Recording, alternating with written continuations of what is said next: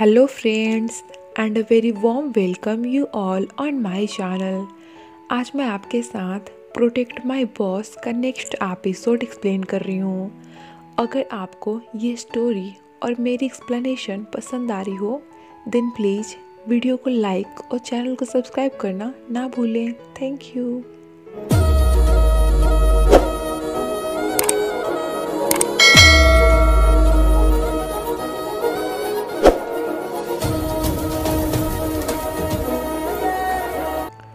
Episode की शुरुआत वहीं से होती है जहां से इसका प्रीवियस एपिसोड एंड हुआ था। हेउन कहता है मैं हमारे डेटिंग से कुछ टाइम की ऑफ लेना चाहता हूँ। कुछ बता नहीं सकता कब तक, बट हाँ हम कुछ टाइम के लिए अलग ही रहेंगे। नोयुन क्योंकि इसे इस बारे में ऑलरेडी आइडिया लग ही गया था, सो कहती है ओके फाइन, मुझे कोई प्रॉब्लम नहीं है। हेउन को थोड़ा लगता तो है कि आखिर इसने कोई ऑब्जेक्शन क्यों नहीं किया, बट ये भी ज़्यादा रिएक्ट नहीं करता है और दोनों अपने अपने रास्ते पर निकल जाते हैं।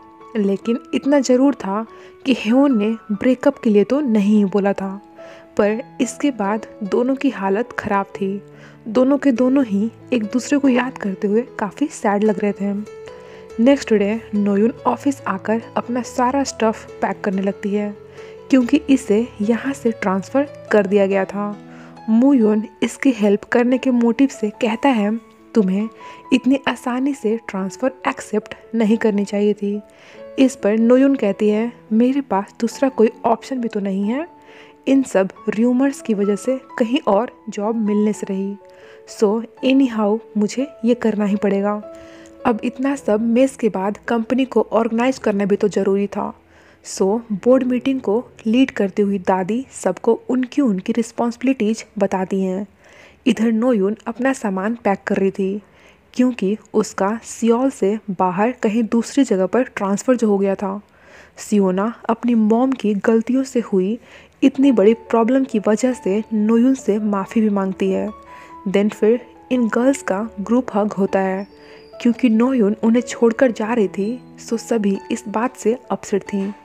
नेक्स्ट डे नोयुन बस में थी, वहीं जा रही थी जहाँ पर उसका ट्रांसफ़र हुआ था। नोयुन यहाँ ज्वाइन कर लेती है और उतनी ही जल्दी काम पर भी लग जाती है। लेकिन इसका इस बार का काम पहले वाले से थोड़ा नहीं बल्कि कुछ ज़्यादा ही डिफरेंट लग रहा था। वहीं मिस्टर चेयरमैन भी पब्लिक के सामने अपीयर होकर उनसे अपनी गलतियों के लिए सॉरी बोलते हैं। उनका कहना था कि उन्होंने सारा कुछ अपने बेटे के प्यार में अंधे होकर किया और ये उनकी गलती थी जिसका उनको पछतावा है। आगे बोर्ड मीटिंग में दादी कहती हैं कि हम ज़्यादा दिनों तक चेयरमैन की पोस्ट को खाली नहीं रख सकते हैं, इसीलिए वो प्रेसिडेंट सिन जो मुयुन की मॉम है उन्हें नेक्स्ट चेयरमैन अनाउंस कर देती हैं एंड वो टेम्पोरेरी चेयरमैन होंगी। ये न्यूज़ इन लेडी के लिए बहुत ही ज़्यादा शॉकिंग था क्योंकि हमेशा से ये यही तो चाहती थी, इस पूरी कंपनी को अपने अंडर लेना। पर जब मिस्टर चेयरमैन को इस बारे में पता लगता है तो वो अपनी मॉम से क्वेश्चंस पर क्वेश्चंस करने लगते हैं कि आपको पता होने के बावजूद कि उन्होंने मेरे साथ क्या क्या किया, फिर भी आपने ये डिसीजन कैसे लिया? क्या आप मेरी ही मॉम हो? मॉम कहती हैं तुम्हें क्या लगता है मैं इतनी बड़ी बेवकूफ़ हूँ? मैंने सोच समझकर ये डिसीजन लिया है। उसे भी तो पता लगे कि ये रिस्पॉन्सिबिलिटी इतनी भी इजी नहीं है, इसे कैरी करना कितना टफ़ है, और जब तक उसे ये सीट नहीं मिल जाती तब तक वो अपने इन हरकतों से बाज नहीं आती। बात करते करते चेयरमैन की तबीयत अगेन से बिगड़ जाती है। इधर हेओन नोयुन को बुरी तरीके से मिस कर रहा था, सो उससे मिलने के लिए पहुंच जाता है, लेकिन अब उसके पास जाए तो जाए कैसे, इसी कन्फ्यूजन में था कि असिस्टेंट किम क्या करता है कि वो हेउन की गाड़ी लेकर वहाँ से भाग जाता है ताकि उन दोनों को साथ में थोड़ा टाइम मिल सके और शायद जिससे उनकी थोड़ी सी क्लोजनेस भी बढ़ पाए। अब हेउन के पास नोयुन से हेल्प लेने के सिवा कोई सिंगल ऑप्शन तक नहीं रह गया था क्योंकि ना तो उसके पास पैसे ही थे और ना ही उसका मोबाइल फ़ोन। किसी से फ़ोन बोरो लेकर असिस्टेंट को कॉल भी करता है पर वो वापस आने के बिल्कुल मूड में नहीं था। तब हेओन नोयुन को फॉलो करने लगता है पर नोयुन उसे इग्नोर कर रही थी। हेयोन ऐसे ही उसके घर तक पहुंच जाता है। नोयुन उसे अपने साथ रहने देती है। दोनों दो साइड फेस करके सो जाते हैं, पर उन दोनों को ही एक दूसरे की फिक्र थी जिसे वे खुद से ही छुपा रहे थे। मॉर्निंग में नोयुन कहती है, मैं डिलीवरी के लिए सियोल जा रही हूँ, अगर तुम चाहो तो वहाँ तक तुम्हें लिफ्ट दे सकती हूँ। देन दोनों सियोल के लिए निकल पड़ते हैं। फिर हेयोन कन्फेस करता है कि मैं हमारे डेटिंग से ऑफ लेने वाली बात पर रिग्रेट करता हूँ, मुझसे गलती हुई है, क्या हम दोबारा से साथ नहीं हो सकते हैं। इस पर नोयुन बहुत ही काफ़ी गुस्सा होने लगती है। ऑफ कोर्स होगी ही ना, मजाक थोड़ी ना है कि जब चाहो आ जाओ और जब चाहे चले जाओ। पर हेयोन उसे मना ही लेता है। दोनों थोड़े टाइम बाद दोबारा से इसी जगह पर मिलने का डिसाइड करते हैं और फिलहाल के लिए अपने अपने काम पर निकल जाते हैं। अब ऐसा तो हो नहीं सकता कि नोयुन इतने टाइम बाद सियोल आए और अपने दोस्तों से ना मिले। सो वो अपने दोनों दोस्तों से मिलती है, जिसे देखकर वे बहुत खुश होती हैं। इधर मूयोन अपनी मॉम को वार्न करता है कि अगर मैंने आइंदा से आपको कुछ भी गलत करते देखा तो उसकी रिपोर्ट मैं खुद कर दूंगा। इधर हेयोन को डॉक्टर से पता लगता है कि मिस्टर चेयरमैन मीन्स कि उसके डैड को कैंसर है, बट टेंशन की बात नहीं है क्योंकि उनका स्टार्टिंग स्टेज है, सो रिकवरी के चांसेस काफ़ी हाई हैं। हेयोन टेंशन में तो था ही, पर डैड से बात करने के बाद और भी ज़्यादा स्ट्रेस में दिखने लगता है। चेयरमैन वही अपनी हमेशा की जिद नोयुन को डेट नहीं करना और कंपनी को ओवरटेक कर उसे लीड करने वाली अपनी बात पर थे। हेयोन लास्ट में कहता है, ओके मुझे आपकी हर बात मंजूर है, मैं कंपनी में अपनी पोजीशन सिक्योर करूँगा, बहुत हार्ड वर्क करूँगा, यू डोंट वरी, बट मैं आपकी नोयुन वाली बात को नहीं मान सकता हूँ क्योंकि मैं उसे बहुत पसंद करता हूँ। पर फिलहाल के लिए मैं जानता हूँ कि मुझे खुद को प्रोटेक्ट करने की ज़रूरत है, सो मैं अपना पूरा फोकस अपने करेंट्स के प्रोजेक्ट पर देने वाला हूँ। हेयोन बहुत उदास मन से नोयुन के पास आता है, उससे सॉरी बोलता है और कहता है कि प्लीज़ मेरे लिए थोड़ा सा और वेट कर लो, आई प्रॉमिस मैं ज़्यादा टाइम नहीं लूँगा। देन नोयुन के क्वेश्चन करने पर कहता है कि मैं अपने पापा का एक अच्छा बेटा बनने की कोशिश करना चाहता हूँ एंड ये सब उन्हीं के लिए है, प्लीज़ मुझे थोड़ा सा टाइम दे दो। नोयुन चाहकर भी ज़्यादा कुछ नहीं बोल पाती है। वेल आगे नोयुन को डेस्परेटली हेयोन के लिए वेट करते दिखाया जाता है, जहाँ ये अपनी यादों में सिर्फ उसी को याद करती रहती है। तो दूसरे साइड हेयोन वो बिजनेस में काफ़ी अच्छा करने लगा था, नेशनल ही नहीं इंटरनेशनल लेवल पर भी अपने बिजनेस को एक्सपेंड कर रहा था। वहीं नोयुन अपना पुराना जॉब छोड़कर कई तरह के पार्ट टाइम जॉब्स करने लगती है, बीच बीच में अच्छी जॉब के लिए इंटरव्यू भी देती रहती है। ऐसे ही 4.5 मंथ्स गुजर जाते हैं। एक दिन अचानक से इंटरव्यू के चक्कर में हेयोन से उसका मिलना हो जाता है। हेयोन अपनी खुद की कंपनी खड़ी कर चुका था।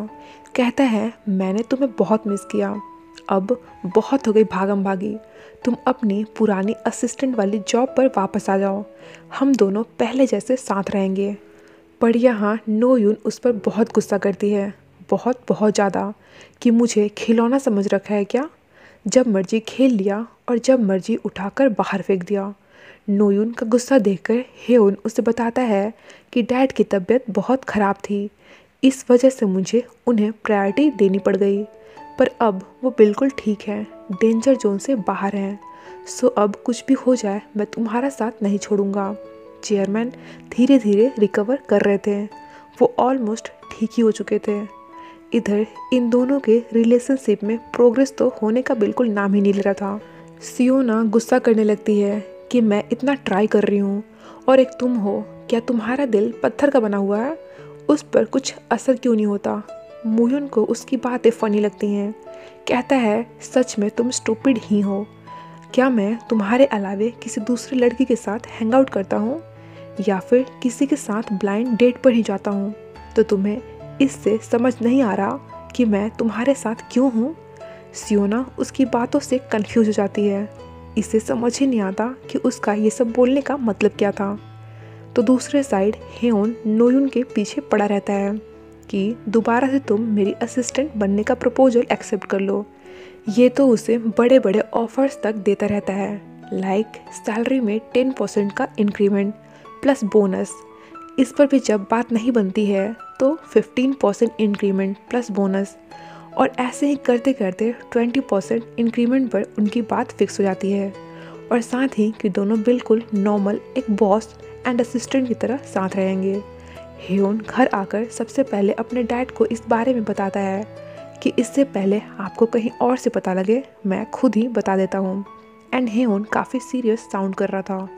तो उसे ऐसे देखकर डैड कहते हैं, पहले तुम मेरी कंपनी में मुझे मेरे पहले वाले पोजीशन पर वापस लाओ, तब बात करते हैं। हेयोन कहता है मंजूर है। नेक्स्ट मॉर्निंग से नोयुन दोबारा अपने एज यूजुअल काम पर लौट आती है, जहां वो अपने सारे पुराने कलीग्स से मिलती है एंड साथ ही काफ़ी खुश भी लग रही थी। बाकी के लोग भी उसके कमबैक से खुश थे। आगे हेयोन के साथ उसका हेक्टिक शेड्यूल स्टार्ट हो जाता है एंड दोनों एक दूसरे के साथ बिल्कुल एक बॉस एंड सेक्रेटरी के जैसा बिहेव कर रहे थे।